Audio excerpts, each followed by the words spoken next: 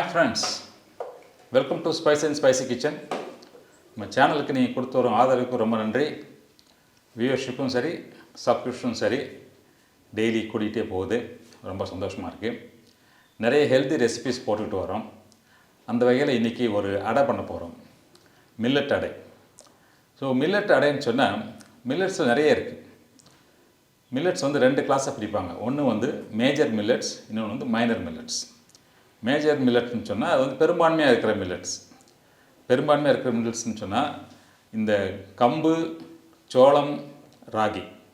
சோளத்துலேயும் வெள்ளைச்சோளம் அல்லது வெண்சோளம், அதை வந்து மேஜர் மில்லட்ஸ்னு சொல்லுவாங்க. மைனர் மில்லட்ஸ்னு சொன்னால் குதிரைவாளி, வரகு, திணை, சாமை, பனிவரகு, இதெல்லாம் வந்து மைனர் மில்லட்ஸ். ஸோ மேஜர் மில்லட்ஸுக்கும் மைனர் மில்லட்ஸுக்கு என்ன வித்தியாசம்னு சொன்னால் இந்த கிளைசிமிக் இண்டெக்ஸில் கொஞ்சம் டிஃப்ரென்ஸ் வரும். இந்த மைனர் மில்லட்ஸ் வந்து லோவர் கிளைசிமிக் இண்டெக்ஸ், கொஞ்சம் கிளைசிமிக் இண்டெக்ஸ் கம்மியாக இருக்கும். மேஜர் மில்லட்ஸ் வந்து கொஞ்சம் கார்போஹைட்ரேட் ஜாஸ்தி இருக்கும். ஸோ அதனால் கிளைசிமிக் இண்டெக்ஸ் கொஞ்சம் ஜாஸ்தி. ஆனாலும் ரெண்டுலேயுமே மேஜர் மில்லட்ஸும் சரி, மைனர் மில்லட்ஸும் சரி, நிறைய அயன் இருக்குது, நிறைய ஃபைபர் இருக்குது, நிறைய ப்ரோட்டீன் இருக்குது. ஸோ ரொம்ப ஹெல்த்தியான ஃபுட் ஐட்டம்ஸ் மில்லட்ஸ். ஸோ கண்டிப்பாக எல்லோரும் மில்லட்ஸ் சாப்பிட்ணும். ஸோ இன்றைக்கி இந்த மில்லட்ஸை வச்சு ஒரு அடை பண்ண போகிறாங்க. அதுவும் நிறைய வேரியேஷன் கொடுக்க போகிறாங்க. முருங்கைக்கீரை, தேங்காய், வெங்காயம், இப்படிலாம் வேரியேஷன் கொடுத்து அடை பண்ணி அசத்த போகிறாங்க. யாருன்னா வேறு யாரும் இல்லை, என்னோடய ஒய்ஃப் தான். வாங்க. ஹாய் ஃப்ரெண்ட்ஸ், இன்றைக்கி நம்ம சேனலில் ராகி, சோளம், கம்பு இதெல்லாம் வச்சு அடை பண்ண போகிறோம். அதுக்கு என்னென்ன பொருள் தேவையானதை பார்த்துருவோம். இப்போது அடைக்கு தேவையான பொருளை பார்த்துடலாம். ராகி, வெள்ளைச்சோளம், கம்பு, காஞ்ச மிளகா, கடலப்பருப்பு, உளுந்தம்பருப்பு, உப்பு, பெருங்காயம், மஞ்சத்தூள், கருவேப்பிலை, சீரகம், கொஞ்சம் சின்ன வெங்காயம், முருங்கைக்கீரை, தேங்காய், கொஞ்சம் கொத்தமல்லி. இப்போது ராகி, சோளம், கம்பு இதெல்லாமே நான் வந்து ஒரு கிளாஸ், இந்த சின்ன கிளாஸில் ஒரு கிளாஸ் எடுத்திருக்கேன்.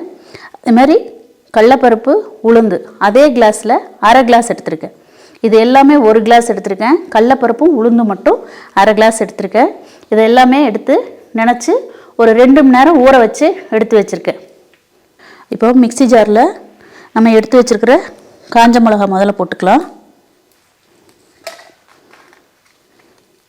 காரம் தகுந்த மாதிரி போட்டுக்கோங்க. காரம் அதிகமாக வேணும்னா அதுக்கு தகுந்த மாதிரி போட்டுக்கோங்க. அடுத்து நம்ம எடுத்து வச்சுருக்க ஜீரகம், ஒரு ஸ்பூன் ஜீரகம் வரும், ஒரு ஸ்பூன். அது கூட கொஞ்சம் கருவேப்பிலை. இந்த மூணையும் ஒரு தடவை மிக்சியில் போட்டு கொஞ்சம் கொரன்னு எடுத்துக்கோங்க. இப்போ நம்ம ஊற வச்சுருக்கிற ராகி, சோளம், கம்பு இது எல்லாத்தையும் கொஞ்சம் கொஞ்சமாக ஜாரில் சேர்த்து அரைச்சிக்கலாம். ரொம்ப நைஸாக அரைக்க வேண்டாம், கொஞ்சம் கொரப்பாக எடுக்கணும். நான் கொஞ்சம் கொஞ்சமாக சேர்த்துக்கிறேன்.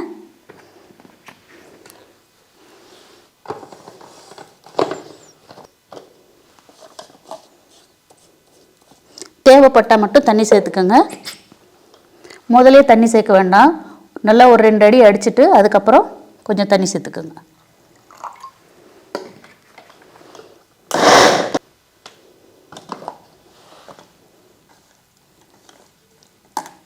இப்போ பார்த்திங்கன்னா இது கொஞ்சம் பரபரன்னு இருக்குது. இப்போ இந்த இதில் நம்ம எடுத்துடலாம். இப்போ நம்ம ராகி மாவு எல்லாத்தையுமே மிக்சியில் போட்டு அரைச்சி எடுத்தாச்சு. இது வந்து ரொம்ப தண்ணியாகவும் வேணாம், ரொம்ப கெட்டியாகவும் வேணாம். இதில் இப்போ நான் கொஞ்சமாக மஞ்சத்தூள்,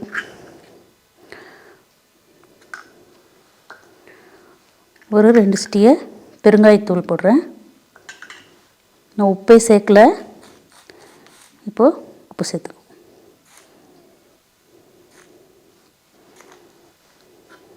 இதெல்லாம் நல்லா மிக்ஸ் பண்ணிக்கோங்க.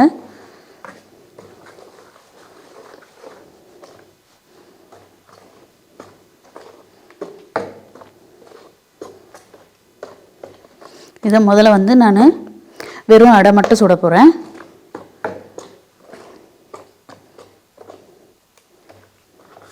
மாவு ரொம்ப கெட்டியாக இருந்தால் கொஞ்சம் தண்ணி ஊற்றிக்குங்க. இப்போ எனக்கு மாவு கொஞ்சம் கெட்டியாக இருக்குது. நான் இப்போ கொஞ்சமாக தண்ணி சேர்த்துக்கிறேன். இப்போது தவா நல்லா காஞ்சிருக்கு. தவா நல்லா சூடேறி இருக்குது. கொஞ்சம் ஸ்டவ்வை சிறுத்து வச்சுக்கோங்க. சிறுத்து வச்சுட்டு இப்போ நம்ம அடை ஊற்றலாம்.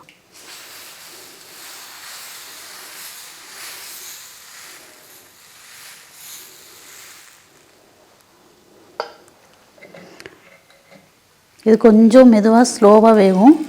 அதனால் கொஞ்சம் பொறுமையாக பார்த்து எடுத்துக்கோங்க. சிம்லேயே இருக்கட்டும் அடுப்பு.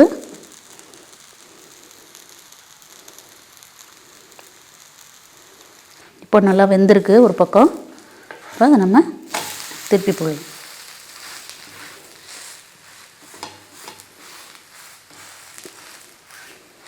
பாருங்கள், இப்போது அடை 2 பக்கமும் நல்லா வெந்திருக்கு. டயட்டில் இருக்கிறவங்க கொஞ்சம் எண்ணெய் கம்மி பண்ணிக்கோங்க. குழந்தைங்களுக்கு கொடுக்குறதா இருந்தால் கொஞ்சம் நெய் சேர்த்துக்குங்க. இப்போ இதை நம்ம ப்ளெயினாக ஊற்றி எடுத்துருக்கோம். இப்போ இதிலே நம்ம கொஞ்சம் இன்க்ரீடியன்ஸ் சேர்த்து நம்ம அடை சுட்டு பார்ப்போம். இப்போது அரைச்சி வச்ச மாவில் ஒரு 2 கரண்டி மாவு நான் தனியாக எடுத்துக்கிறேன். இது கூட நான் பொடியாக நறுக்கி வச்சுருக்கிற வெங்காயம், கொஞ்சம் கொத்தமல்லி, இது முருங்கைக்கீரை. இப்போ இதெல்லாம் கலந்து இதை ஒரு அடையாக நம்ம சுட போகிறோம். இப்போ அதே பேனில் நம்ம இந்த வெங்காயம், கொத்தமல்லி, முருங்கைக்கீரைலாம் போட்டு மாவு ரெடி பண்ணியிருக்கோம். இது முதல்ல சுட்ட மாதிரி கொஞ்சம் நைஸாக வராது. இது கொஞ்சம் மொந்தமாக தான் இருக்கும். இப்போ இது பின்பக்கம் திருப்பி போட்டுடலாம். இது முருங்கைக்கீரை, சின்ன வெங்காயம், மல்லித்தழை எல்லாம் போட்டிருக்கோம். இது கொஞ்சம் இன்னும் நல்லா வேகணும். இதுக்கு சட்னி எதுவுமே தேவையில்லை. இது இந்த கீரை, வெங்காயம், இந்த மல்லித்தழையோடு சாப்பிடும்போது ஒரு நல்ல டேஸ்ட்டாக இருக்கும். நீங்கள் வெறும் இதுவே சாப்பிட்லாம். இப்போ பார்த்தீங்கன்னா அடை 2 பக்கமும் நல்லா வெந்திருக்கு. ஸோ ஒரு தடவைக்கு 2-3 தடவை திருப்பி போட்டு நல்லா வேக வச்சுக்கோங்க. இப்போ நல்லா வெந்திருக்கு. இப்போ இதை எடுத்துடலாம். அடுத்ததாக நான் இதில் இன்னொரு கரண்டி மாவு எடுத்துக்கிறேன். இது கூட கொஞ்சம் பொடியாக கட் பண்ண தேங்காய், கொத்தமல்லி, கொஞ்சம் கருவேப்பிலை சும்மா 1-2 நான் கிள்ளி போட்டுக்கிறேன்.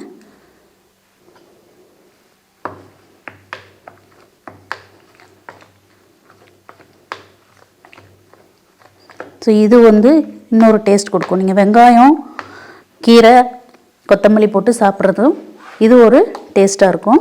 ஸோ இதுவும் ஊற்றிடலாம். இதுவும் அதே மாதிரி தான், ரொம்ப நைஸாக தேய்க்க வராது. இப்போது நம்ம இந்த அடையை திருப்பி போட்டுக்கலாம். இதை கொஞ்சம் நல்லா அழுத்தி விட்டு அடையை வேக வச்சுக்கோங்க. ப்ளெயினாக அடை சாப்பிட்றதுக்கு இப்படி நிறைய கீரை, எந்த கீரை வேணாலும் நீங்கள் எடுத்துக்கலாம். அந்த கீரை இது கூட நீங்கள் கலந்து அடையாக ஊற்றி சாப்பிட்லாம். ஸோ அதெல்லாம் சேர்த்து சாப்பிடும்போது உங்களுக்கு தனியாக சைட் டிஷ்ஷுன்னு எதுவும் தேவைப்படாது. இப்போது நல்லா அடை நல்லா 2 பக்கமும் செவந்திருக்கு. நல்லா 2-3 தடவை திருப்பி போட்டுக்கோங்க. அப்போ தான் உள்ளே நல்லா வேகும். அவசரப்பட்டு எடுக்காதீங்க.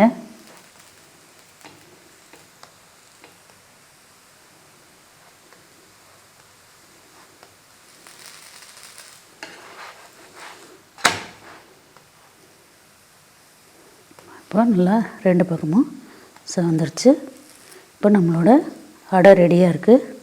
வாங்க சாப்பிட்லாம்.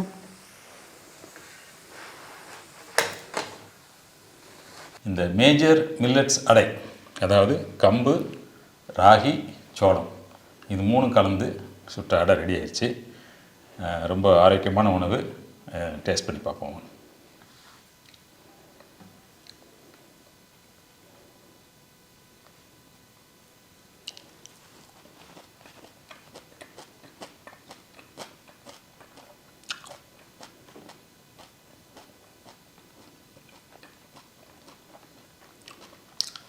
நல்ல டேஸ்ட்டாக இருக்குது. உங்களுக்கு வந்து கூட கடலைப்பருப்பு உளுந்தெல்லாம் போட்டிருக்கிறதுனால டேஸ்ட் நல்லாயிருக்கு. இப்போ வந்து இது இல்லாமல் நீங்கள் போட்டிங்கன்னா கொஞ்சம் ஒரு மாதிரி ட்ரையாக இருந்த மாதிரி இருக்கும். இதுவும் சேர்ந்து போட்டிருக்கிறதுனால நல்ல டேஸ்ட் இருக்குது. இப்போ உளுந்து கடலைப்பருப்பு இதெல்லாம் எடுத்துக்கலாம். அதில் நிறைய ப்ரோட்டீன் இருக்குது. உளுந்தில் 20% ப்ரோட்டீன் இருக்குது, கடலைப்பருப்பு 20% ப்ரோட்டீன் இருக்குது. அதனால் நல்ல ஒரு ப்ரோட்டீன் ரிச் ஃபுட் இது. ஒரு அடை சாப்பிட்டாலே போதும், உங்களுக்கு வந்து 4-5 மணி நேரம் பசி தாங்கும். ஸோ இந்த அடையை நல்ல ஹெல்த்தி அடையை செஞ்சு பாருங்கள். செஞ்சு உங்கள் ஆரோக்கியத்தை வளப்படுத்துங்க. உங்களுக்கு இந்த ரெசிபி பிடிச்சிருந்ததுன்னா லைக் பண்ணுங்கள், ஷேர் பண்ணுங்கள், சப்ஸ்கிரைப் பண்ணுங்கள். மறுபடியும் ஒரு ஹெல்த்தி ரெசிபியோடு நான் உங்களை சந்திக்கிறேன். நன்றி, வணக்கம். வணக்கம்.